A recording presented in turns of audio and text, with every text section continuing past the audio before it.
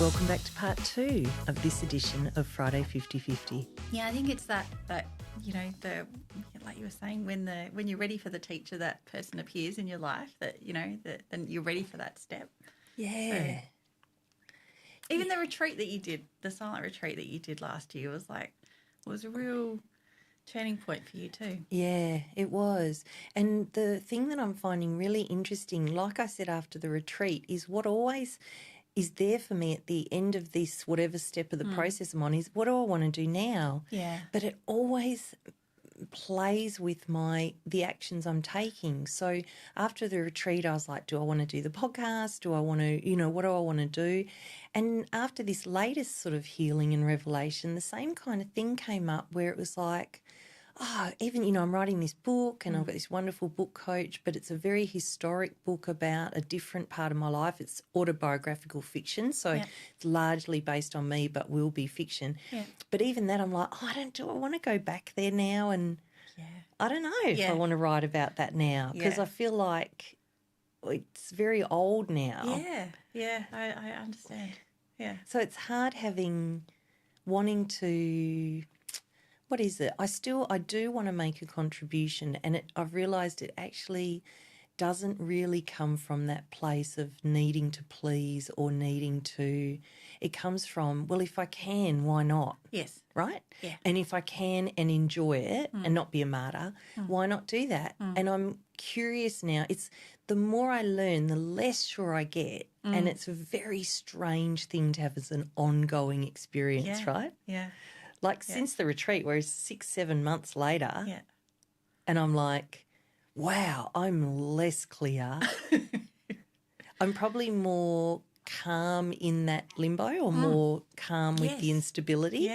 Yeah. But I'm really like, what the actual, I don't know, anyone going to tell me what's going to happen? No. And it's that fighting that thing that we don't need to know.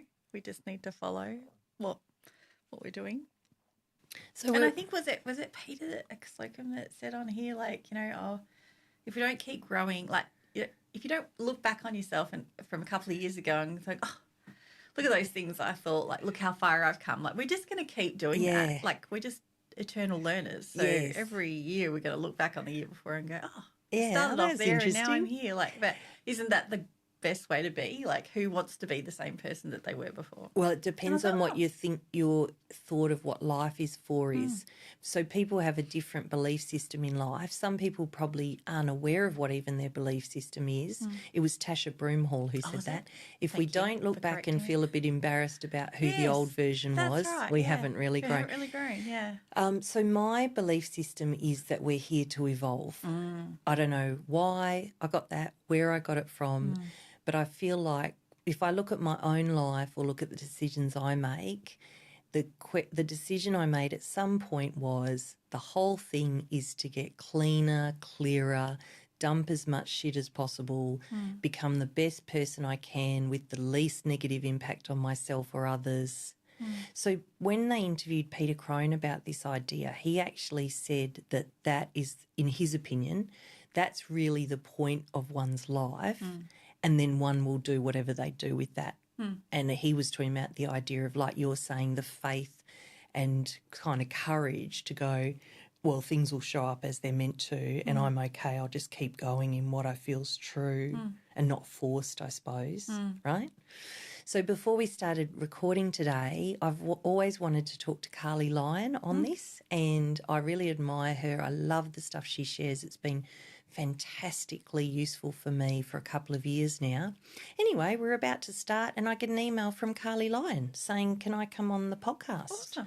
And I was like, that's so cool, man. You came my way. That was a very nice experience. Yeah. And I was saying to you, one of my hippie sayings said this morning on actually just read it. I have this thing that sends me messages called Power of Positivity, and it's just nice. It just says good stuff where you go, yeah, that's right, man, that's right. Yeah. This one says, July really will be a God did that in Dit's kind of month, right?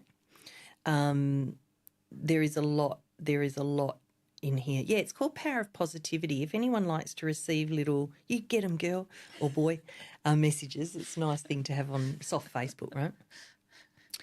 So So I always think there's these two channels running, right? And I think you know, like the whole show's called 50-50. So I get all this wonderful healing stuff with Lockie, and then I'm looking at some of my habits and some of the things that don't work. And right as I'm getting the big good stuff personally, I really see at a whole other level the habits I have and the way I respond to Andy and how that doesn't work and how much I need to keep looking at who I show up as for him. Oh, it was such a bummer, man. Like I literally had this beautiful healing. Lockie saying, "You're the best, Rara." I'm like, "Thanks, man. This is awesome." And then I have a huge fight with my husband, rude to him, like nothing like I wanted to be. And it's like, far out.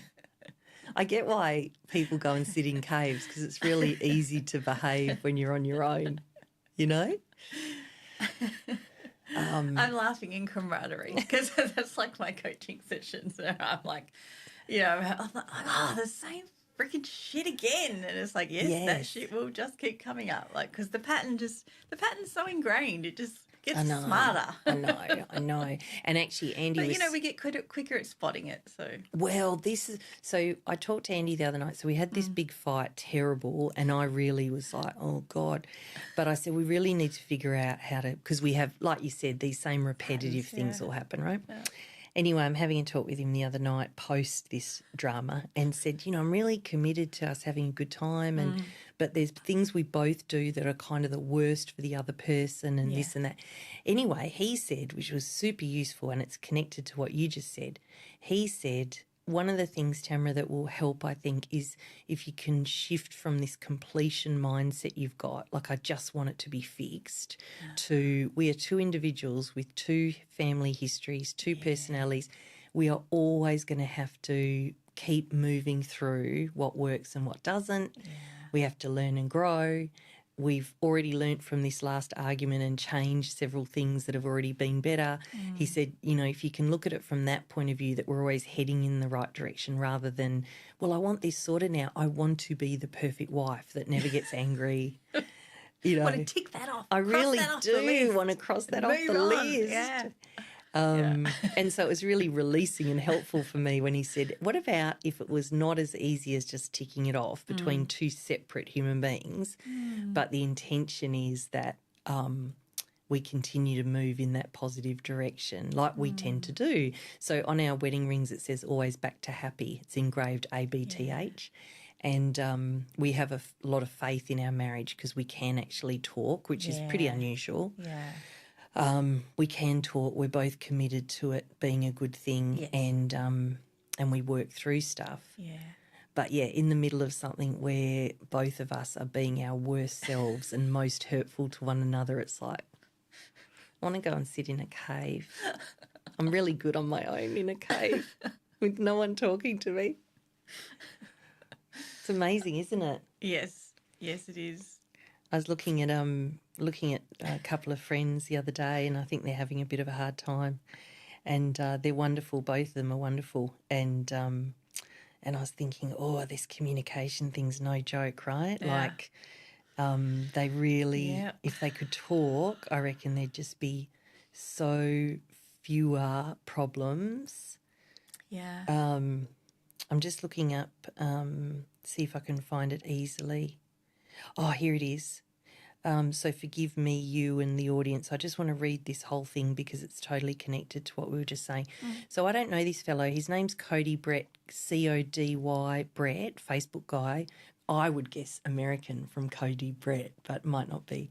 You know how Americans say Craig? They say it like Greg. They say Craig. Craig. Yeah, okay. Yeah, it's really upsetting. I don't think it's impacted your life the way you just responded to that. Hey, Craig. Yeah, it's wrong. It's wrong, Americans, who I'm sure there's many of listening. Okay, the love language we don't talk about. So we know about the famous 5 love languages, and if no one's looked them up, that'll be very rare. But if you haven't, look them up. They're fascinating. Figure out what yours is. Yes. Do you know what yours is? Yeah, I'm a doer. Like acts of service? Me too. But it's so great to have a partner now who's also acts of service.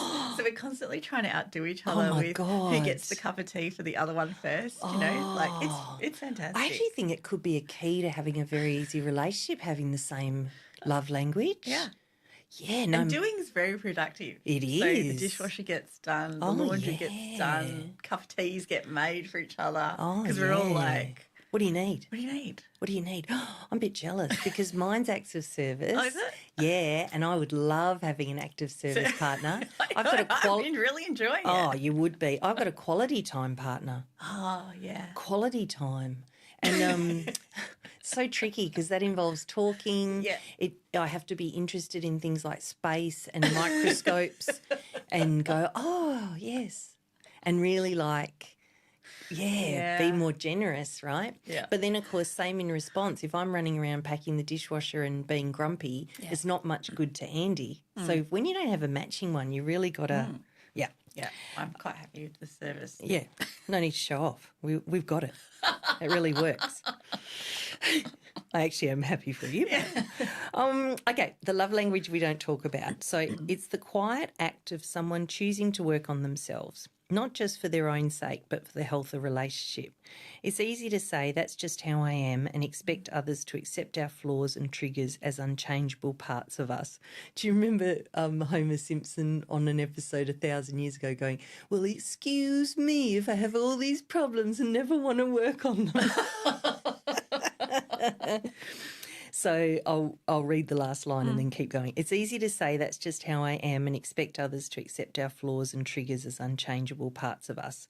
But real love, deep, mature love, looks different. It's someone who recognises their wounds and patterns and instead of making them your burden, take responsibility for their healing. It's the partner who notices when their words cut too deep or when old habits threaten new happiness and chooses to do the work to grow. You deserve someone who doesn't expect you to simply tolerate the parts of them that hurt you. You deserve someone who sees the impact of their actions and is willing to change, not because you demand it, but because they care about your peace, your safety and your heart. Love isn't just about grand gestures or sweet words. Sometimes it's about accountability. It's about someone who looks at their own reflection and says, I want to be better for me, for you, for us. That's the kind of love that builds trust, deepens connection and heals old wounds.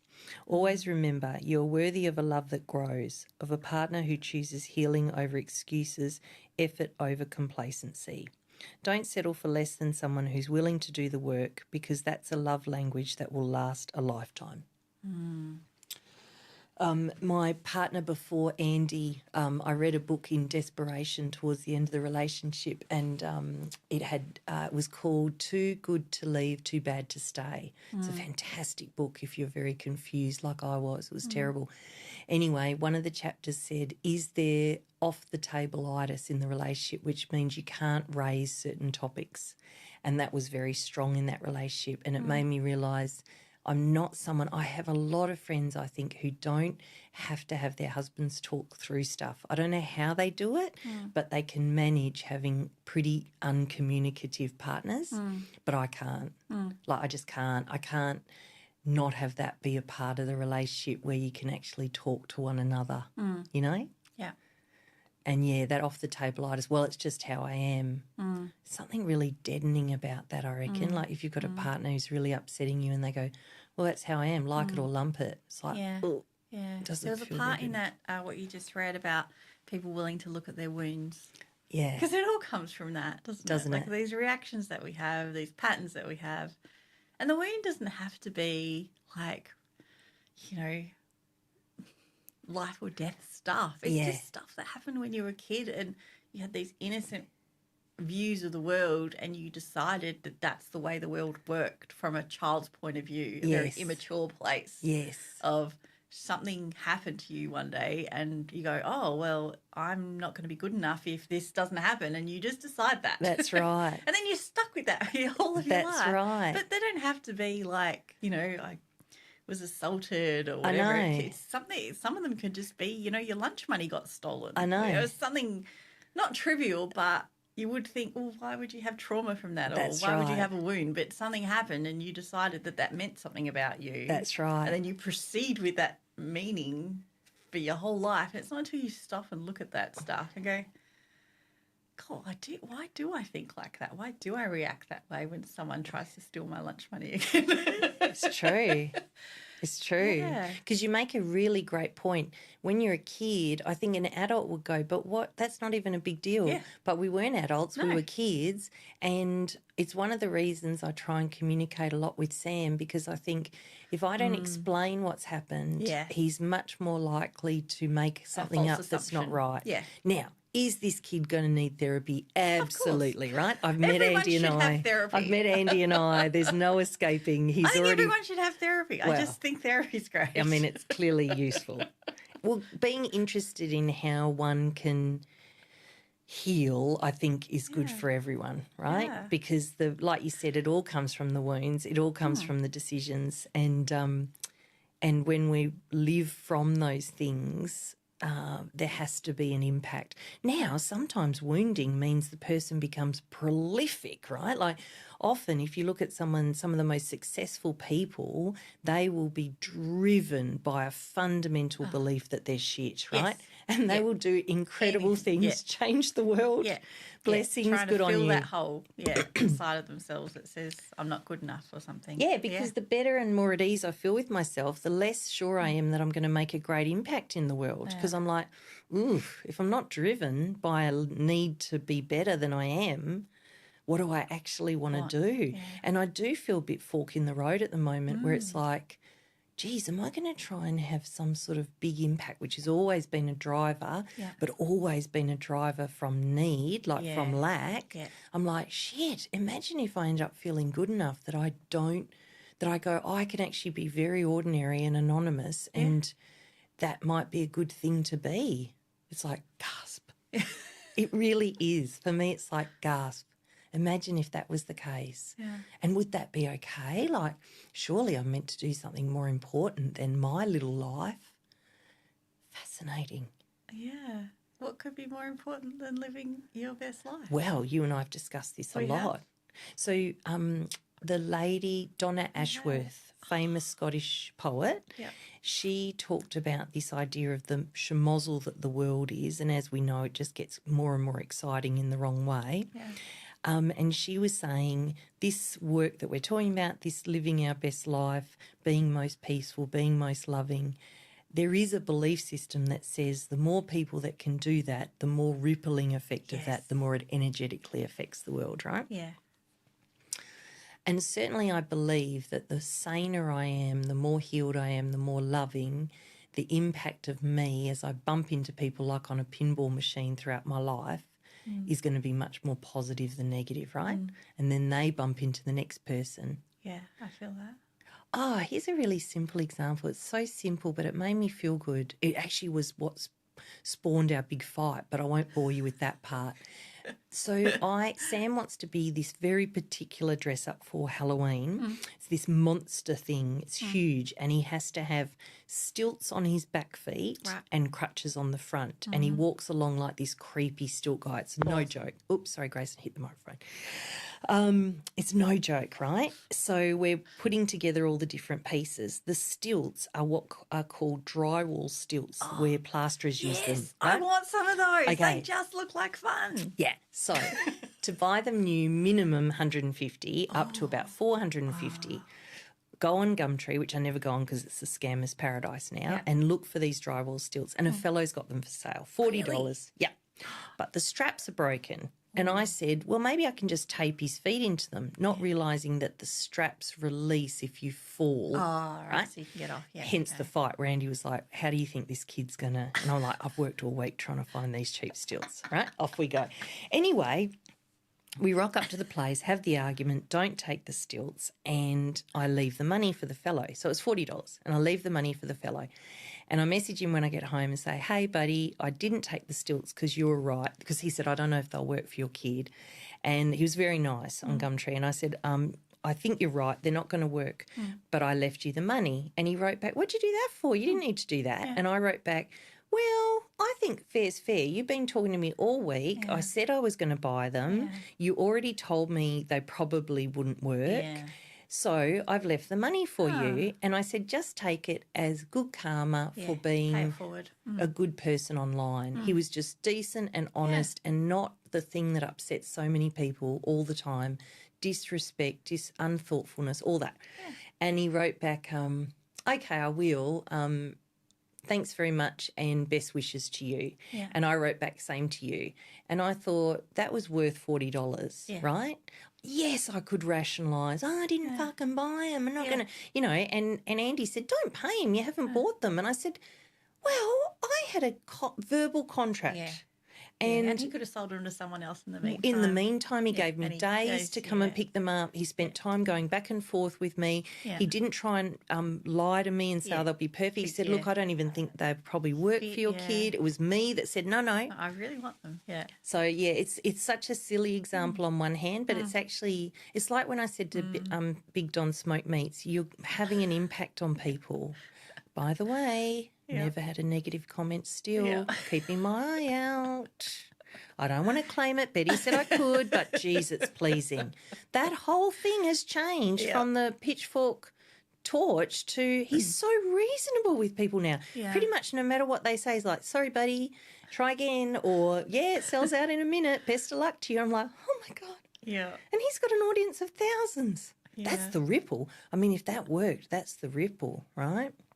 So now I've got to, if Andy was in the room, he'd say, listen, you're doing a very good job, particularly how you used to be and where you've come from. You're doing a good job in our marriage. Yeah. But, I do like to get it really right. And of course, it's the person, one of the people I love the most. And you don't want your bad habits to be coming out and hurting that person, of all the people. But you got to have compassion too, don't you? Yes. I had a similar. I've been doing some work on my my money attitudes, and things like that. And one of the things I was reading about in this thing that I'm doing was about when you give donations and stuff, you don't get the receipt for the tax deduction. And I'm like, what do you mean? Like, that's just who I am. I claim my tax deductions for my $2.50 and my $5. And then when I thought about it, because the thing is, if you're abundant and you've got a lot of stuff, why are you claiming these things? Never occurred to me. No, it's like I'm sort of staring at you, going, "What?" I know, but when they said it, and I thought, I don't really need a tax deduction for $10 or my $20 donation to my friend that's doing the push-up challenge. Yeah. But my scarcity, and so that. The stuff I'm doing is realising the attitudes that I have that are inbuilt, so I'm reinforcing my scarcity mentality by the way that I'm acting with money.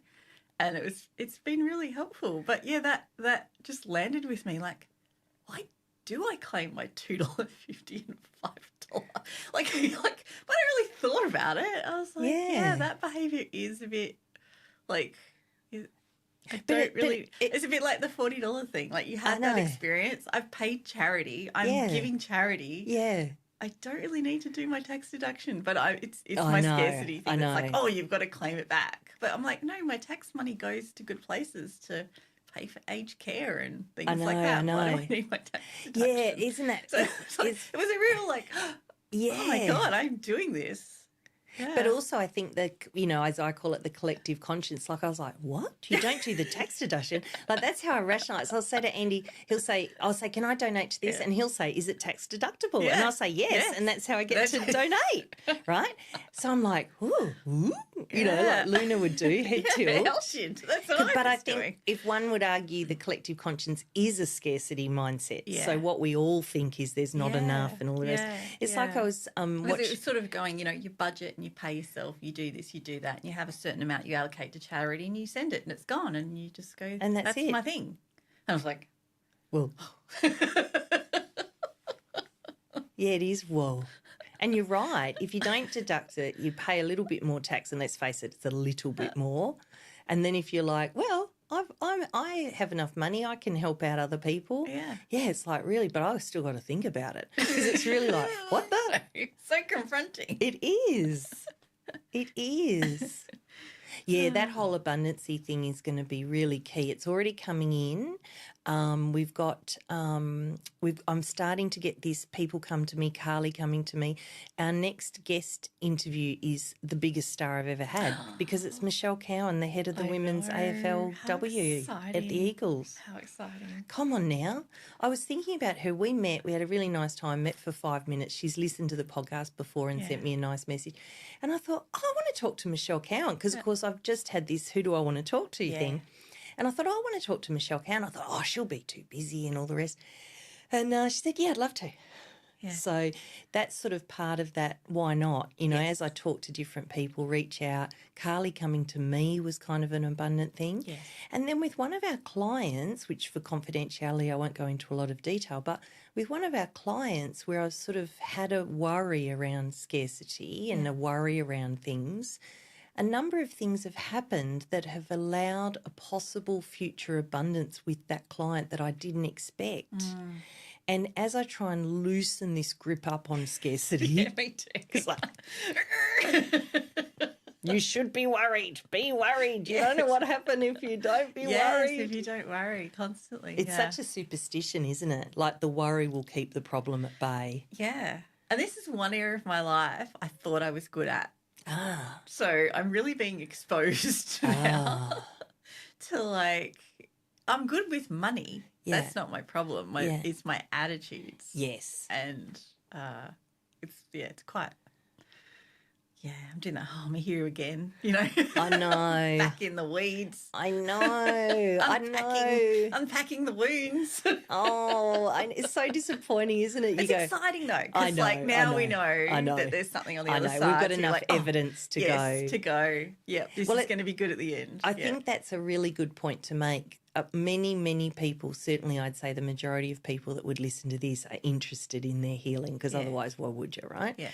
But you have to do it. It's a little bit actually I put this on our Discern page the other day because people come into our training hoping they'll get the thing they're worried about and they're so disappointed when we say, now you got to practice. Yeah. They're like, I came into assertive communication because I don't know how to assertively communicate and I thought you were just going to tell me.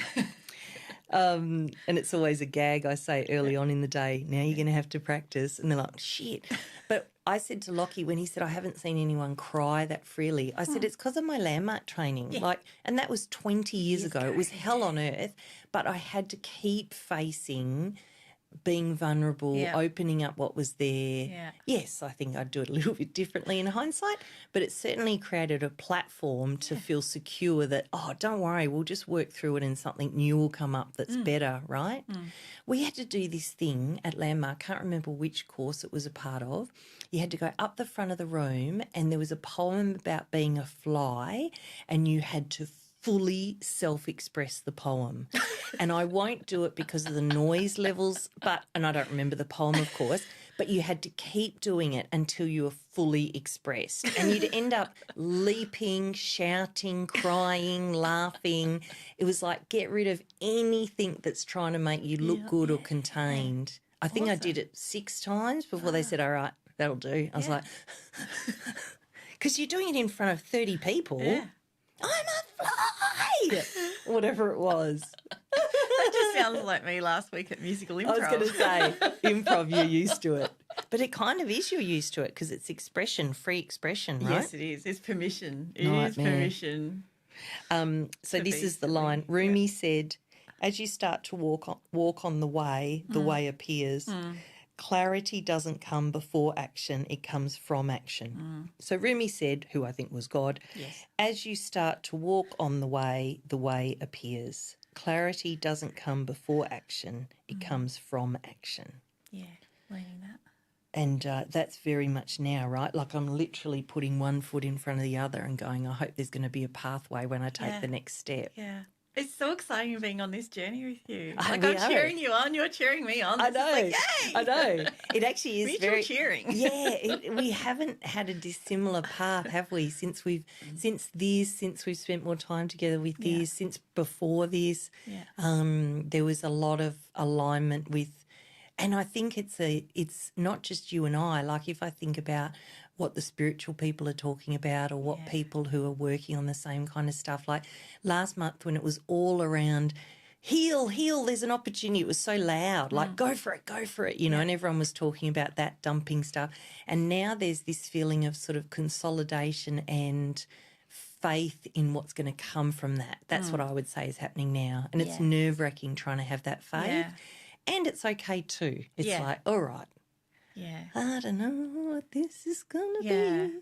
And I think now I almost get excited now when I get that that creative tension, like, because I'm like, oh, there's going to be a big breakthrough on the other side of this. I know I feel like shit right now, but how big is that breakthrough going to be? How glad am I going to be on the other side of that? That's very cool. I don't know if am I at that point where I go, I don't know if I'm at that point. I suppose with the Lockie work, I feel like we will get there.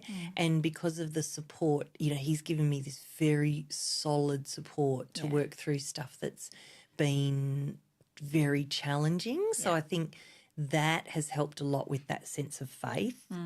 And, of course, you have a coach and work with systems that support you as well. So, I think it's very useful. You need people.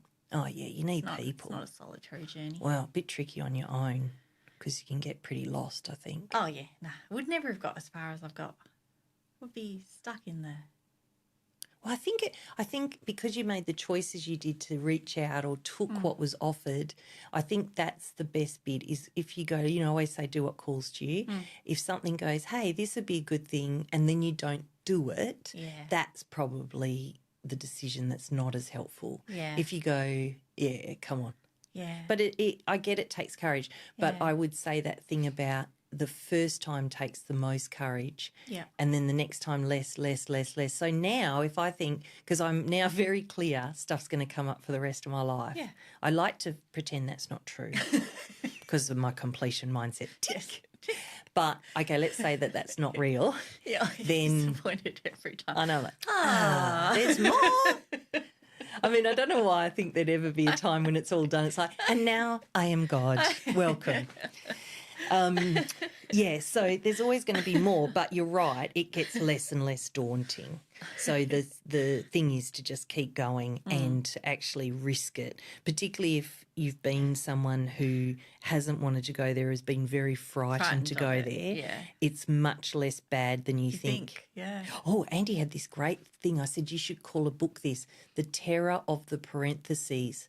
Step 1, define parentheses. I think what he meant by it is the ... that goes at the end, right? So if I go to do public speaking and I'm nervous, the terror is what could happen, right? Do the public speaking. It works or it doesn't. Normally it does, but I did have one that didn't. Much less bad than the fear of it, right? So the terror of the parentheses. So true. So if there's something that, and I've had things I have not wanted to look at, that fear is much worse than the pain of working through whatever's there, even if it has. And I think people are really scared what the consequences will be for their life. Like, do they need to change jobs, change partners, change locations? That's terrifying, right? Yes. But it's not necessarily that that's going to be the outcome. And even if it is, it'd be better than the pain now. But it's terrifying. Certainly it's been terrifying for me.